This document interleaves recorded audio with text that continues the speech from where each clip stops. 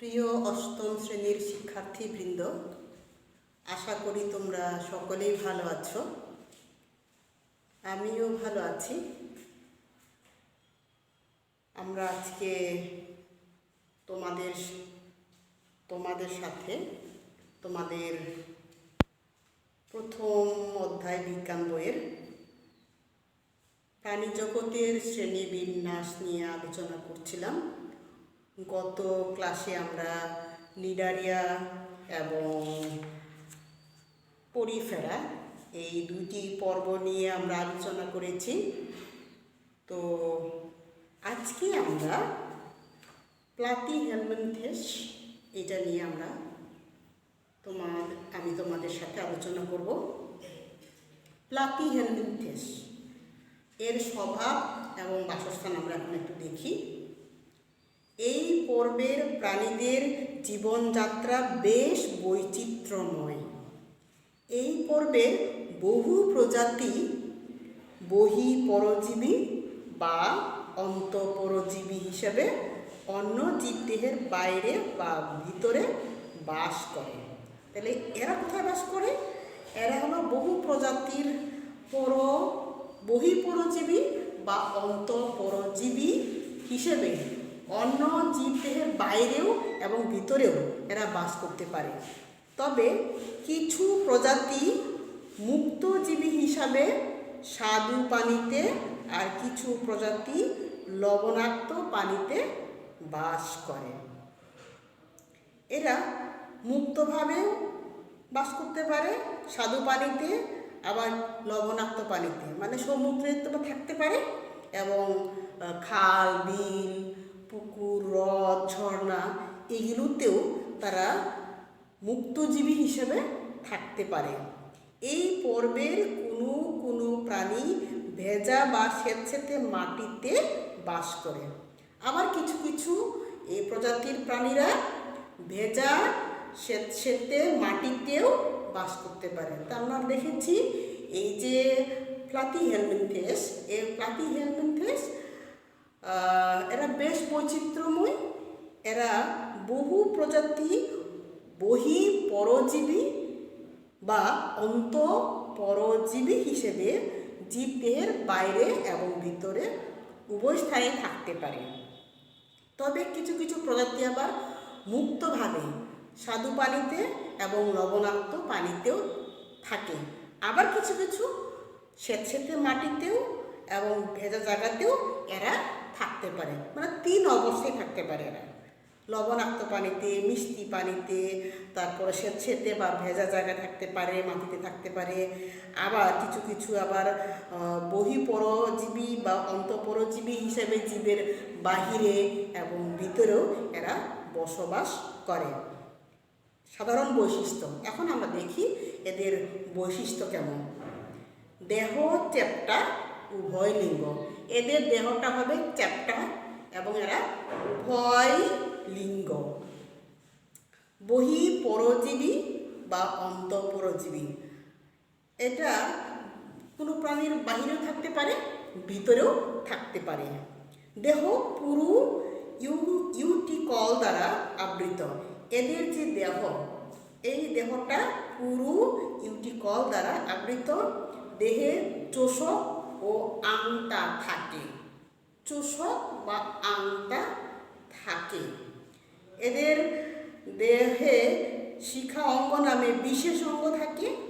এগুলো রেচন অঙ্গ হিসাবে কাজ করে। পুষ্টিতন্ত্র অসম্পূর্ণ বা অনুপস্থিত। পুষ্টিতন্ত্র এটা অসম্পূর্ণ হয় অথবা নাও থাকতে পারে। তাহলে আমরা দেখলাম যে এই সাধারণ বৈশিষ্ট্য কেমন। এটা হলো চ্যাপ্টা হয়, এটা উভয় লিঙ্গ। চ্যাপ্টাও হয়, এটা উভয় লিঙ্গ হয়। এরা প্রাণীর বাহিরেও থাকতে পারে, ভিতরেও থাকতে পারে। আর দেহটা পুরো ইউটিকল দ্বারা আবৃত। দেহে চোষক থাকে অথবা আংটাও থাকতে পারে। চোষক এবং আংটাও থাকতে পারে। তারপরে দেহে শিখা অঙ্গ নামে বিশেষ অঙ্গ থাকে। পুষ্টিতন্ত্র অসম্পূর্ণ হয় অথবা অনুপস্থিতও থাকতে পারে। উদাহরণ যেমন যকৃৎ কৃমি বা ফিতা কৃমি। তাই আমরা শুনেছি যে এর উদাহরণ ফিতাকৃমি। ফিতাকৃমি হলো চোষকের মতো থাকে, ফিতার মতো লম্বা থাকে। আমরা এই ছবি যে দেখতে পাচ্ছি ফিতাকৃমি এবং যকৃৎ কৃমি। যকৃৎ হলো গোলাপে ধরনের হচ্ছে চ্যাপ্টা করে, আর একটা লম্বা করে হচ্ছে ফিতাকৃমি। তাহলে আমরা যে প্লাটিহেলমিনথেস, এই প্লাটিহেলমিনথেসের উদাহরণ যদি বলতে যাই তাহলে আমরা বলবো যে যকৃৎ কৃমি এবং হচ্ছে ফিতাকৃমি এর উদাহরণ। আমরা তাহলে আবার একটা দেখি এই প্লাটিহেলমিনথেসের স্বভাব এবং বাসস্থান দেখি। এর স্বভাব হলো বেশ বৈচিত্র্যময়।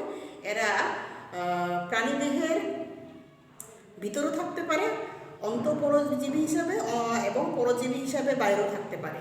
তবে কিছু কিছু মুক্তভাবে এরা স্বাদু পানিতে এবং লবণ পানিতে থাকতে পারে। এই পর্বের প্রাণী ভেজা এবং স্বেচ্ছাতে মাটিতেও থাকতে পারে। সাধারণ বৈশিষ্ট্য যদি আমরা বলি যে এরা চ্যাপ্টা এবং উভয় লিঙ্গ। এরা প্রাণীদেহের বাহিরেও থাকতে পারে, ভিতরেও থাকতে পারে। এদের চোষক ও আংটা থাকে, এদের চোষকও থাকে এবং আংটা থাকে। আর এর দেহটা পুরো ইউটিকল দ্বারা এটা আবৃত থাকে। এগুলো রেচন অঙ্গ হিসেবে কাজ করে। আর পৌষ্টিকতন্ত্র উপস্থিত থাকতে পারে এবং অসম্পূর্ণও হতে পারে। তাহলে আজকে আমরা যে প্লাটিহেলমিনথেস সম্বন্ধে জেনেছি, আমরা এখন দেখব নেমাটোডা। অনেকে একে নেমাথেলমিনথেস বলেন। এই নেমাটোডাকে বলা হয়, অনেকে নেমাথেলমিনথেসও বলেন। এদের স্বভাব আমরা এখন দেখি। এই পর্বের অনেক প্রাণী অন্তঃপরজীবী হিসাবে প্রাণীর অন্ত্র ও রক্তে বাস করে। এই প্রাণীগুলো প্রাণীর অন্ত্র এবং হলো রক্ত এই জায়গায় বাস করে। দুটোতে আমরা এখন দেখি প্রাণীর কোথা থাকে, অন্ত্র এবং রক্ত এখানে থাকে। এসব পরজীবী বিভিন্ন প্রাণী ও মানবদেহে বাস করে নানা রকম ক্ষতি সাধন করে। এই পরজীবী প্রাণীগুলো মানবদেহে এবং বিভিন্ন প্রাণীর ক্ষতি সাধন করে। তবে অনেক প্রাণী মুক্তজীবী যারা পানিতে ও মাটিতে বাস করে। তবে অনেক এই নেমাটোডা বা নেমাথেলমিনথেস এগুলা পানিতেও থাকতে পারে এবং মাটিতেও থাকতে পারে। এর সাধারণ বৈশিষ্ট্য: দেহ নলাকার ও পুরু ত্বক দ্বারা আবৃত। এটা নলের মতো নলাকার। আমরা নল চিনি যেটা গোল করে থাকে, এরকম গোলাকার থাকে এবং পুরু ত্বক দ্বারা আবৃত। পৌষ্টিক নালী সম্পূর্ণ, মানে এদের পৌষ্টিক নালী সম্পূর্ণই থাকে। মুখ ও পায়ু ছিদ্র উপস্থিত, এদের মুখও আছে, পায়ুপথও আছে। শ্বসনতন্ত্র ও সংবহনতন্ত্র অনুপস্থিত। সাধারণত এক লিঙ্গই হয়। দেহ গহ্বর অনাবৃত ও প্রকৃত শিলোম নাই। তাহলে এইটা দেখতে নলাকার এবং হচ্ছে এরা পুরু ত্বক দ্বারা আবৃত। এদের পৌষ্টিক নালী সম্পূর্ণ, এদের মুখ আছে এবং এদের আবার পায়ু ছিদ্রও আছে। এদের সাধারণত এরা এক লিঙ্গই হয়। দেহ গহ্বর অনাবৃত ও প্রকৃত শিলোম নাই। যেমন আমরা উদাহরণ যদি বলি, গোলকৃমি, ফাইলেরিয়া কৃমি, এই দুটো হচ্ছে এদের উদাহরণ। তা আজকের মতো আমাদের এখানেই ক্লাস শেষ করছি। তো তোমাদের জন্য এই দুটি থাকলো, প্লাটিহেলমিনথেস এবং নেমাটোডা। এটা আগামী ক্লাসের জন্য তোমাদের পড়া থাকলো।